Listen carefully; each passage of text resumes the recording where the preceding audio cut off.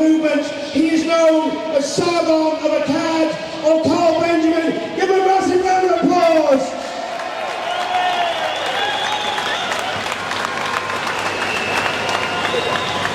Good afternoon, ladies and gentlemen.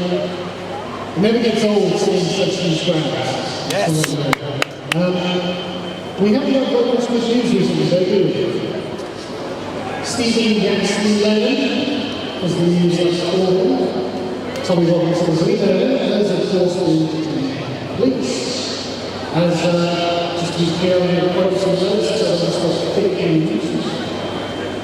He was charged with one count of failing to design his PIN to his mobile phone and the terrorist act, which is just unbelievable. There's no evidence, of course, no reasonable man would suggest that Tommy Robinson is a terrorist. This is outrageous, but that's not what the whole book comes to court. And every act that the state makes is a choice. There is a will behind it, the person in charge of it. I think you can quite easily compare it to some of the other choices that the state makes. For example, Prince Philip decided to release thousands of prisoners as soon as she was given power. One of them he released 2 days ago, a man called Isaac Donker, who's otherwise known as Young Diggs, a gang member and drill rapper who was imprisoned in 2019 for enlisting 4 other men to kidnap, torture and ransom a 16-year-old boy. He served 5 years of his sentence and Keir Starmer decided he should be back on the streets. The detention inspector at the time, according to the Telegraph, said, quote, "I believe that removing Donko from the streets of Newham has done a great deal to reduce serious violence in the borough. And I believe him." He was released early by Keir Starmer because he is not a threat to Keir Starmer's insane plan for this country. Peter Lynch was a threat to Starmer's plan, to the current ruling order. Peter Lynch was, of course, before his suicide in prison, a grandfather who took part in the Southport riots. He was jailed for 2 years and 8 months for, as Sky News tell us, shouting racist and provocative remarks at police. He called asylum seekers child killers, and he was informed of his Sky and had a placard calling globalist organisations and politicians corrupt. The level of harm involved in each of these cases is something different and speaks very clearly to the two-tier nature of Britain. This is what it is like to have state power ranged against you.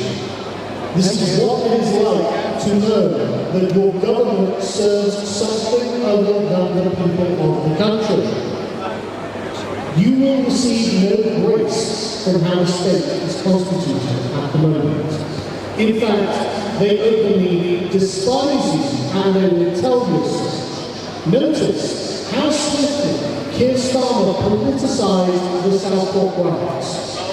The very first day, far right. The next day, racist. What are those words? What do they mean? These are exclusionary words. These are words designed to put you into the second category, to show that you do not enjoy the same rights as everyone else. That's what they're for. So what kind of country does this create? Well, an oppressive, an unfair one, but also a decaying, a third world war, where politicians take their gifts and their bribes while the rest of the people are impoverished. The creeping socialist government that began after Tony Blair is finding its final realisation over Keir Starmer. For the first time since the Black Death, England is becoming poorer. We are being slowly but surely immiserated by design. If democracy can be defined as people getting what they voted for, then we have been a democracy for quite some time.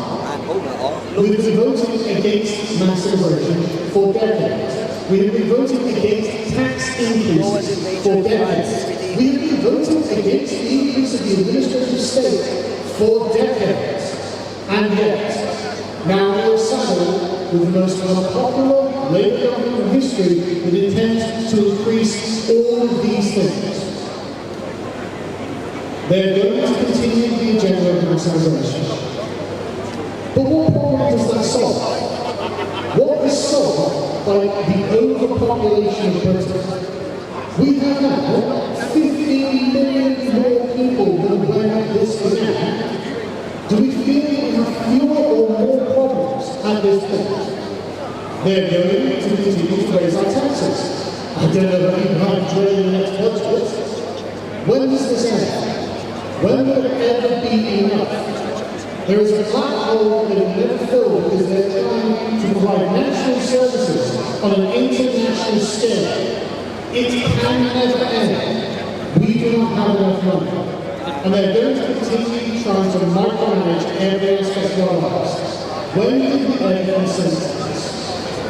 Ladies and gentlemen, I will leave you in this thing.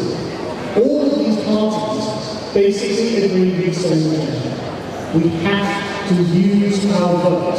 The power of selection is still with us. We must choose different parties. We must have it in our minds that it is unthinkable ever to vote for a blue, red, or yellow rosette ever again. And I'm sure I don't need to mention the green voting line. You know, this is the only way out of this. We must commit to parties that are for the people rather than for some external value. Because they will turn that, as they are doing the NHS, into an idol that will be lorded over you, and you will be conscripted into its meetings when they set up to serve you. Thank you very much.